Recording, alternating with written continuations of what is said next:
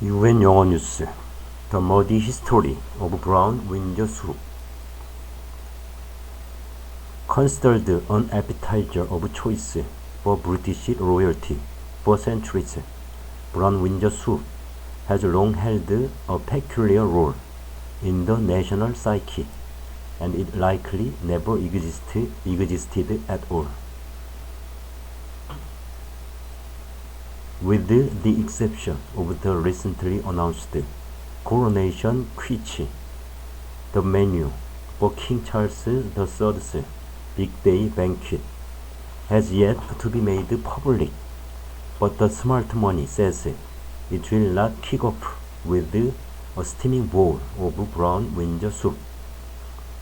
Cookbooks and TV shows, celebrity chefs, and high-table gastronomes say that Brown Windsor Soup, a hearty, meat-based broth, often with added root vegetables, that has long held a peculiar role in the national psyche, was the appetizer of choice for British kings and queens, princes and princesses for a couple of centuries. One popular recipe-driven website describes the concoction as the very soup reputed to have built the British Empire, and one that was also fashionable in Victoria and Edwardian times, adding Queen Victoria was particularly fond of it, and it regularly appeared on state banquet menus.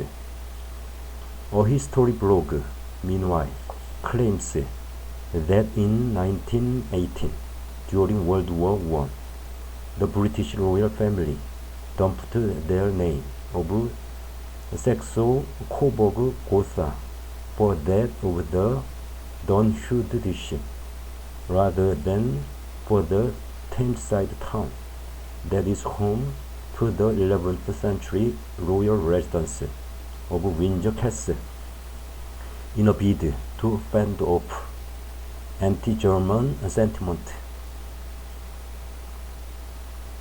With the forelock tugging masses taking their cue from the royals, comforting Brown Windsor Soup had by then become the go-to British soup for the common people, and it wore that crown until at least the 1940s, and possibly into the 80s, ladled out lavishly in loving homes and seaside hotels, and invariably featuring on the menu in richly upholstered British Railways dining cars. Or so the story goes. But then, as with all culinary trends, the once bourgeois dish fell out of favor in the make-do years of rationing after World War II, as its recipe degenerated with the scarcity of quality ingredients.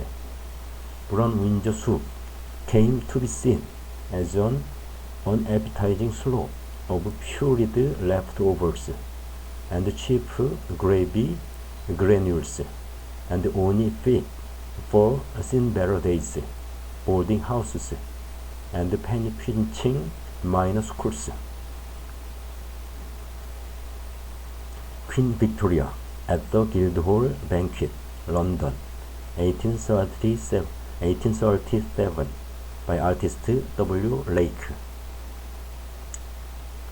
It's a colorful, reaches to rags tale, but even minimal research reveals it is likely a tall one, with the experts in British culinary history arguing that the origin story of BWS is, well, almost certainly BS. According to the late food historian Glyn Hughes, founder of the Foods of England project that was established to find the story behind every single traditional dish, Brown Windsor Soup, as the entry choice of the blue-blooded was always a myth. In his book, The Lost Foods of England, 2017, Hughes argued that Brown Windsor Soup has no aristocratic pedigree at all, and in the era of Queen Victoria, the soup's alleged and opulent heyday, when its beefy essence was said to be fortified with Madeira wine from Portugal and other gastronomic exotica, such as quality cuts of steak and Andalusian sherry, it likely never existed at all. Hughes pointed out that Brown Windsor Soup was not included in any of the celebrated Victorian cookbooks, notably Elijah Acton's Modern Cookery for Private Families, 1845, and Isabella Beaton's Mrs. Beaton's Book of Household Management, 1861, nor in any fiction or encyclopedia of the time. In his research, he found no 19th century restaurant menus featuring the dish and zero record of it in British Railways archives. Nothing, absolutely nothing, has caused more controversy around the Foods of England project than the origins of Brown Windsor Soup, wrote Hughes, who believed the colorful myth of Brown Windsor Soup had swallowed up the more drab but quirkier reality. Hughes did find Brown Windsor Soup included on the menu of a cafe in a northern England department store in the 1920s, and cans of a dark Windsor Soup were commercially on sale in the 1940s, but he argued in his book that Brown Windsor Soup was not a dish steeped in history, but a creation of more modern popular culture. Ad for Bachelor's Windsor Soup from the Nottingham Evening Post, UK, 2nd June 1942. Brown Windsor Soup only claimed its place in British culinary consciousness thanks to references in movies and shows, usually comedy shows, on radio and TV, quickly becoming a convenient punchline to jokes about lackluster English gastronomy and the pretentious and class-conscious affectations of those for whom Windsor suggested elegance and refinement. Foods of England therefore officially concludes that Brown Windsor Soup was invented around about 1950 for comedic, not culinary purposes. Hughes wrote, and all other histories of it are complete fantasy. There can be no doubt that variations of Brown Windsor Soup exist today, with a recipe in tongue-in-cheek bestseller, The Unofficial Harry Potter Cookbook. Brown Windsor Soup has a bad reputation, which it deserves.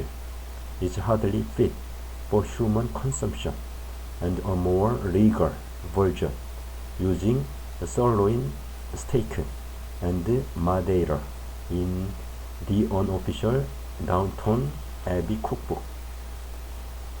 There is also a spin on the dish on Jamie Oliver's website that employs meltingly tender beef, pearl barley, Worcestershire sauce, and Marmite, tucked into this hearty and thick beef soup for a proper winter warmer.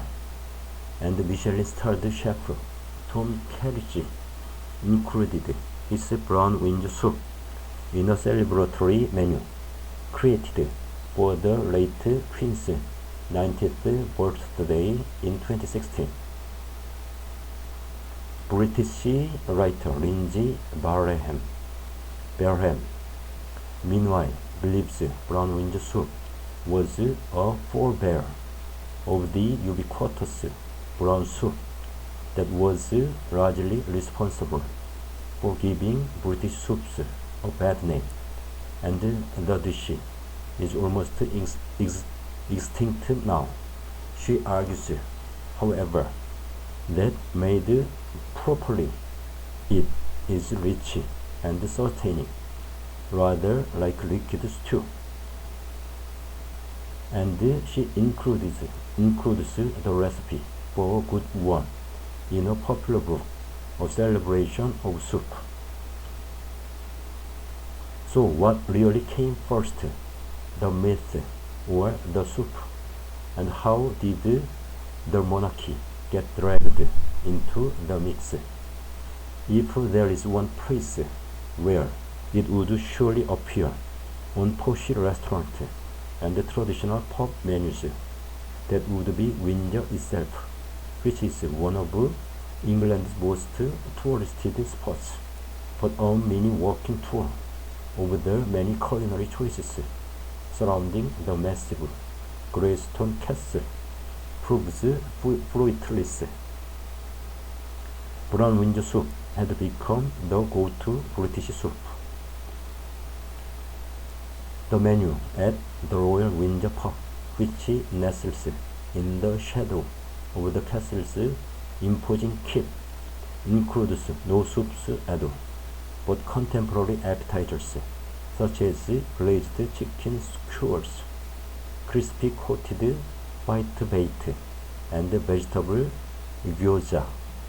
The set menu at designer chic venue, the Ivy Royal Windsor Brasserie, which is located opposite the town's landmark statue of Victoria, and the castle's Henry VIII gateway entrance, has the option to begin with a creamed cauliflower soup, while the more affordable King and Castle beside the Curfew Tower makes do with nachos, wings, and assorted pork grub nibbles.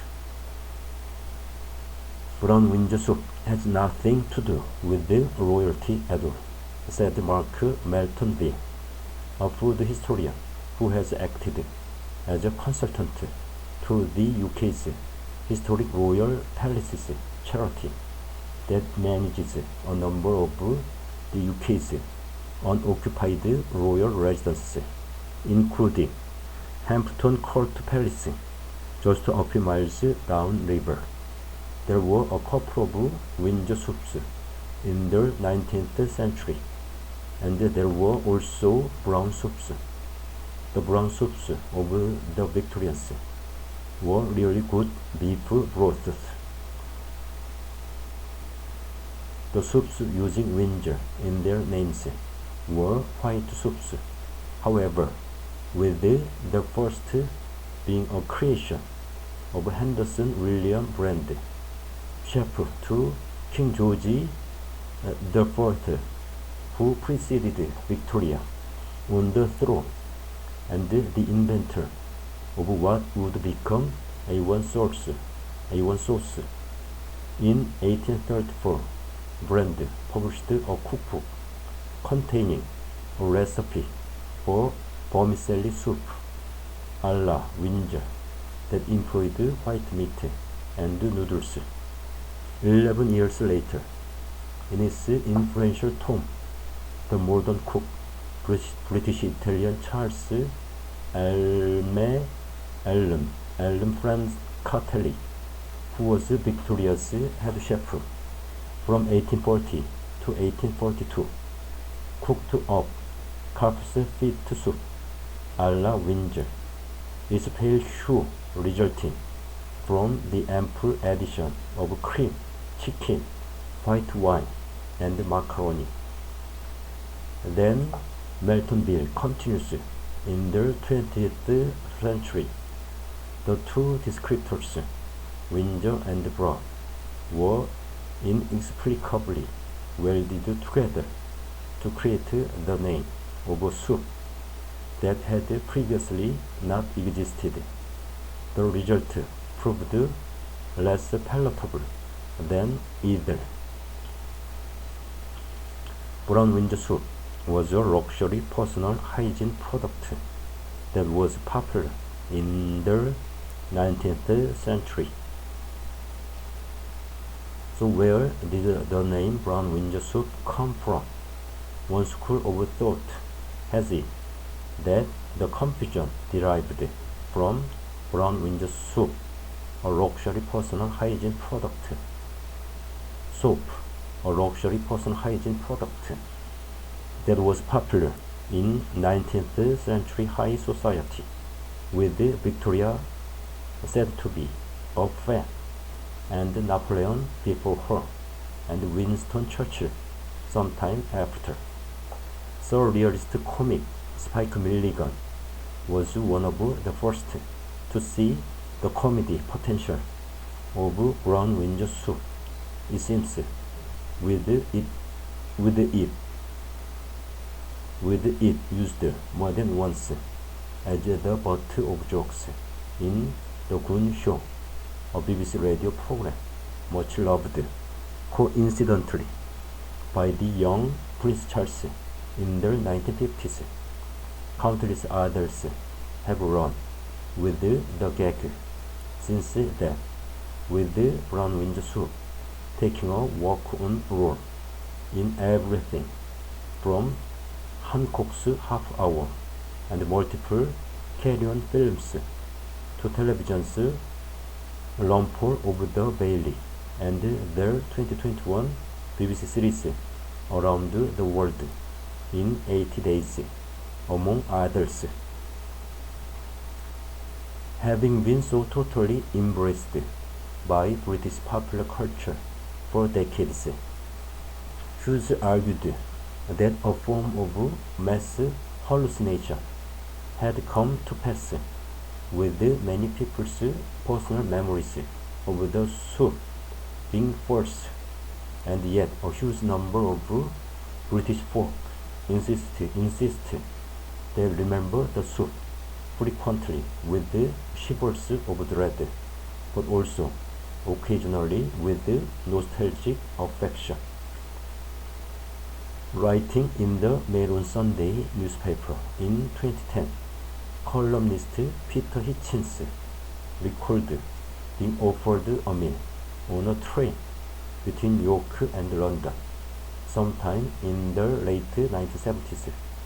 It was shortly after 0900, and the proffered meal started with Brown Windsor Soup, continuing with roast lamb, and ending with cheese and biscuits. Hitchens wrote, "When I jokingly said that this was a pretty old breakfast, an angry steward ordered me out of the dining car." British Railways stewards serve passengers in a first-class dining car, 1951. And writing in The Spectator magazine just last year under the headline "Make Rail Travel Great Again," Hitchens suggested that Eurostar should include a proper dining car on its trains where passengers might subside into deep seats to be served Brown Windsor Soup, followed by delicious railway fish, and then perhaps apple pie. The Brown Windsor Soup association with train travel runs deep in the British psyche, despite the fact that Hughes found no record of it in British Railways archives, with soups rarely served on bouncing, lurching trains for obvious reasons. In the 1994 TV adaptation of Agatha Christie's novel Hercule Poirot's Christmas, The fussy Belgian detective is on a train journey, and he is hungry. Of the attendant in the dining car, he asks, "Please tell me, what is this Brown Windsor soup?" To which he is told, "Well, sir, it is soup from Windsor." On being served his requested dish, Poirot is shocked, but it does not look very delicious, he said with disappointment. "Well, this Brown Windsor soup," comes the passionless reply. It should be noted that no such scene appears in Christie's original 1938 novel. The Windsor thing is a bit of a joke, really, a nuisance, Meltonville said of the label. A chef can take a recipe that already exists, add one new ingredient, and then put a spin on it by adding Windsor or Coronation to its name, or Buckingham, suggesting it was made in Buckingham Palace. And looking ahead to King Charles' coronation, the historian adds, "I will be interested to see what dish is given a la royal. There will be something a la royal, I'm sure of it." Dinner celebrating the coronation of Queen Victoria. According to a menu found online and purporting to be from Queen Victoria's coronation banquet in 1838, that extravagant meal began with green turtle soup, and though she presided over numerous banquets throughout her reign of almost 64 years, Brown Windsor soup does not seem to appear on surviving menus. Rice soup, threaded egg soup, peasant dumpling soup, a chicken consomme thickened with tapioca, many other soups graced Victoria's table through the years, but Brown Windsor soup never made the grade. It was not even served at the luncheon for her Windsor funeral on 2 February 1901. That honor went to consomme a la Doria, a game soup topped with white truffles from Piedmont. All the evidence, in fact, suggests that while food might be an integral part of royal and state events, monarchs of recent centuries have not been especially fussy about the fodder served up to them, even for their once-in-a-regal lifetime coronation feast, with Victoria appearing especially indifferent. Queen Victoria cared so little about her coronation banquet, Meltonville said, that in her diary she wrote all about the actual coronation. There are things that went wrong, who fell over, including one bishop, what everyone wore, and then, at the end, she simply writes, "And we dined at night."